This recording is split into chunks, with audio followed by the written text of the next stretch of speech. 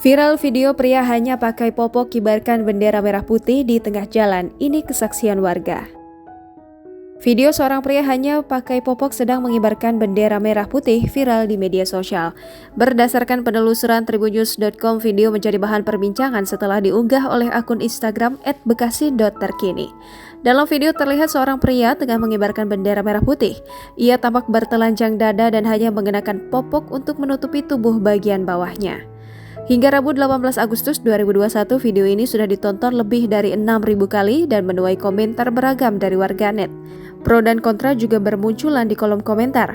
Ada yang mendukung, ada pula warganet yang menyayangkan aksi tersebut. Belakangan diketahui warga yang merekam aksi pria tersebut bernama Ade Meihendra. Ade mengatakan pengibaran bendera di tengah jalan itu berada di Jalan Jenderal Ahmad Yani, Kota Bekasi. Ade melanjutkan penjelasannya, pria tersebut beraksi tidak sendirian. Ia ditemani oleh rekannya yang lain mendampingi di pinggir jalan sambil mendokumentasikan serta memantau situasi. Aksi pengibaran bendera ini berlangsung kurang lebih 20 menit. Ade tidak mengetahui secara pasti maksud dan tujuan dari pria pengibar bendera tersebut. Setelah melakukan aksinya, pria pengibar bendera bercelana popok ini langsung pergi begitu saja tanpa ada yang membubarkan.